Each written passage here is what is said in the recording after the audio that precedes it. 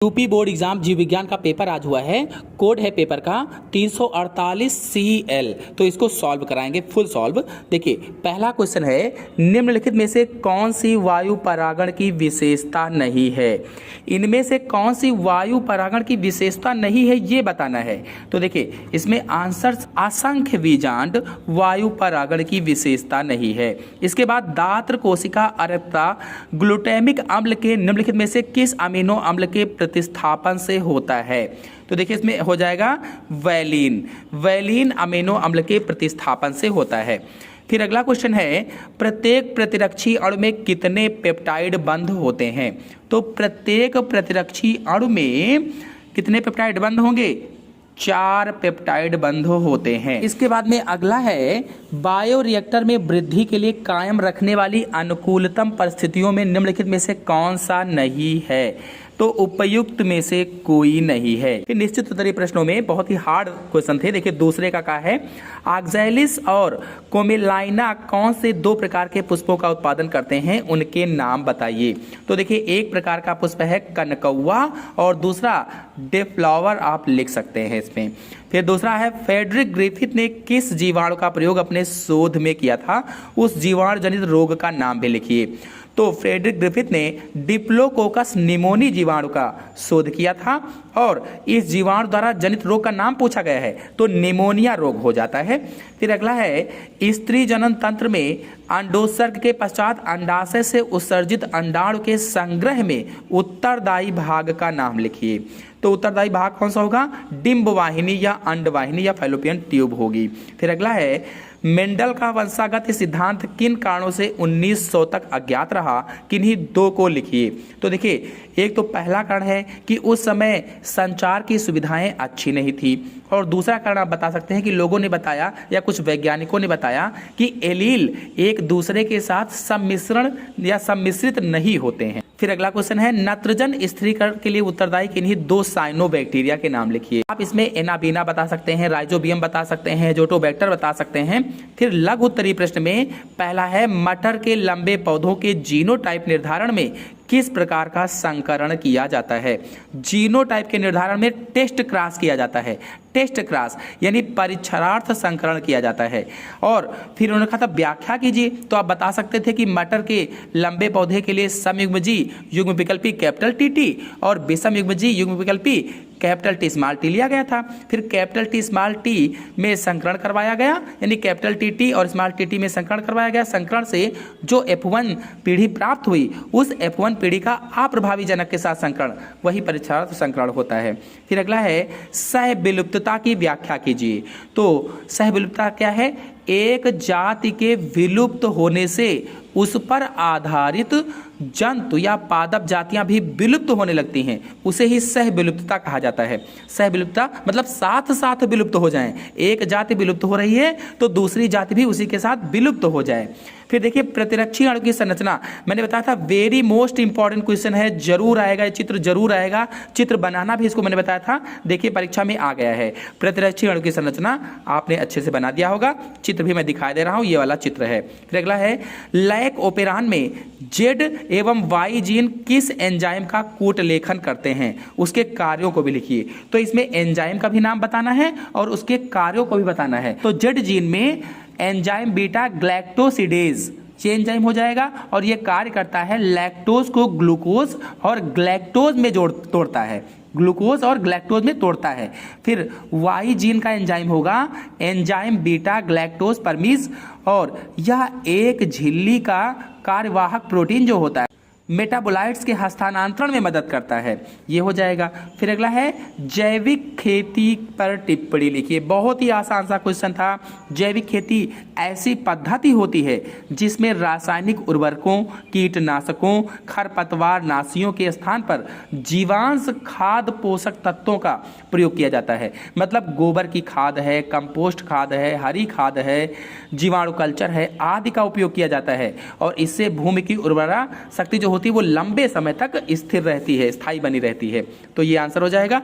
फिर अगला क्वेश्चन है 4 का आभासी फल एवं वास्तविक फल में क्या अंतर है? सेब किस प्रकार की कोटि का फल है? देखिए, आभासी फल वह फल जो अंडाशय से विकसित नहीं होते हैं, आभासी फल कहलाते हैं, जबकि वास्तविक फल अंडाशय से विकसित होते हैं। और सेब किस प्रकार की कोटि का फल है? तो सेब आभासी फल है। और क्यों कहा? क्योंकि ये पुष्पासन से विकसित होता है, निषेचन में अंडाशय से विकसित नहीं होता है।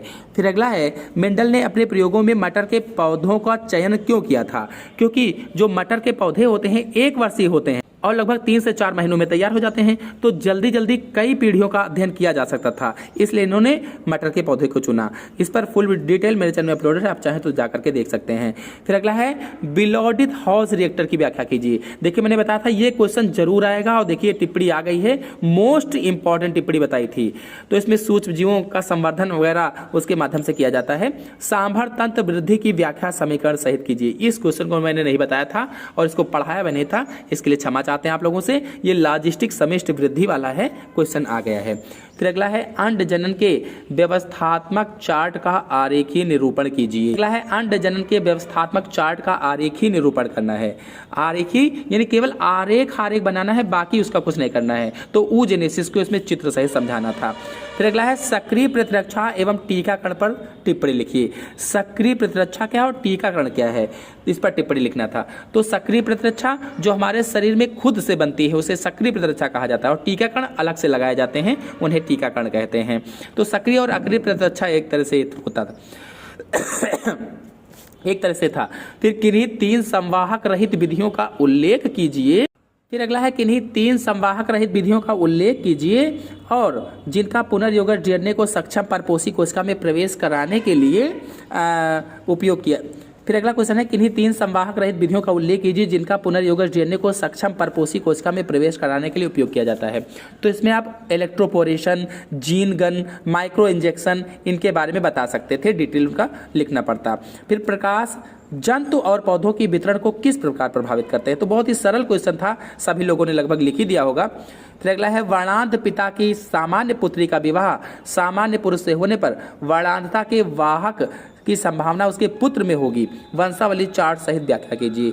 बहुत ही आसान सा है, मैंने कई बार इसको समझाया हुआ है, आप लोग हमारे चैनल में वर्णांधता वाला वीडियो देखिए, उसमें उदाहरण सहित स्पष्ट है। फिर अगला है, जानवरों और सुअरों को मारकर उनके अग्नाशय से प्राप्त इंसुलिन के किन्हीं 3 कमियों का उल्लेख कीजिए। किन्हीं 3 कमियों का उल्लेख करना है। तो देखिए, जो मनुष्य है, मनुष्य में प्रतिरक्षा प्रतिक्रिया की संभावना हो जाती है, प्रतिरक्षा प्रतिक्रिया की संभावना, और मारे गए जानवरों से कुछ संक्रामक सूक्ष्म जीवों से पीड़ित होने की भी संभावना हो जाती है।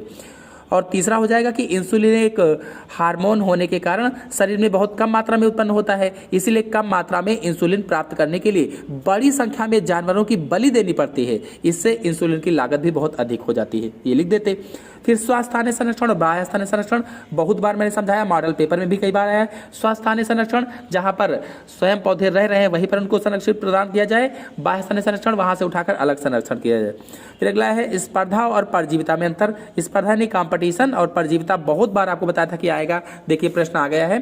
फिर अगला है, निम्नलिखित में से किन्हीं 2 के विभेद कीजिए। बीज पत्राधार और बीज पत्रोपरिक। देखिए, बीज पत्राधार बीज पत्र का आधार होता है, जबकि बीज पत्रोपरिक बीज पत्र के ऊपर का भाग होता है। इसको मैंने समझाया था, लोगों ने सोचा ये क्वेश्चन नहीं आएगा, मैंने इस पर अंतर भी डाले थे, अपने चैनल में समझाया था, और देखिए क्वेश्चन आ गया। मैं जानता था एनसीईआरटी से क्वेश्चन पूछे जाते हैं, और देखिए आ गया। फिर अगला है, परिभ्रूण पोष एवं फलभित्ति में अंतर बताइए। तो देखिए, जो परिभ्रूण पोष है, ये कुछ जो बीज होते हैं, बीजों पे बीजांड का एक पतले आवरण के रूप में बचा रहता है, उसे ही परिभ्रूण पोष कहा जाता है। जबकि जो फलभित्ति है, ये फल के ऊपर का पतला आवरण होता है। और आप कई इसलिए बता सकते थे कि परिभ्रूण पोष कुछ ही प्रकार के बीजों में पाए जाते हैं, जबकि जो फलभित्ति है सभी प्रकार के फलों पर पाई जाती है। इस तरह से कई सारे बता सकते थे। फिर अध्यावरण और बीज चोल में अंतर, बहुत आसान था, ये भी आप कर सकते थे। प्रसव को परिभाषित कीजिए, मैंने इसको कई बार पढ़ाया है, आप लोग कर लिए होंगे। फिर लॉन्ग क्वेश्चन में देखिए 8 नंबर है, क्रोमोसोम 21 की त्रिसूत्रता, एकाधी सूत्रता, इन्होंने घुमा दिया। कौन सा विकार था ये? डाउन सिंड्रोम था, डाउन सिंड्रोम पूछा गया था ये। और जो दूसरा वाला है ये क्लाइनफिल्टर सिंड्रोम है, तो ऊपर वाले में डाउन फिल्टर सिंड्रोम के बारे में लिखना था, 2.5 नंबर मिलते, और दूसरा क्लाइनफिल्टर सिंड्रोम लिखना था, 2.5 नंबर मिलते। अगर ये दोनों नहीं आते थे तो आप आनुवांशिक कूट की प्रमुख विशेषताएं लिख सकते थे। बहुत बार मैंने समझाया था, आएगा। अब देखिए आ गया है, निम्नलिखित में से किन्हीं 2 पर संक्षिप्त टिप्पणी लिखिए। ये देखिए जीन चिकित्सा वाला वही आ गया, 4 साल की बच्ची वाला, एडीए की कमी, ये आप कर सकते थे, या अंतरजातीय स्पर्धा वाला उदाहरण से कर सकते थे, मानव जीनोम परियोजना कर सकते थे, इंपॉर्टेंट मैंने आपको बताया था। ये न करते तो तीसरा अथवा में लगा है, ये क्वेश्चन आप कर सकते थे। इस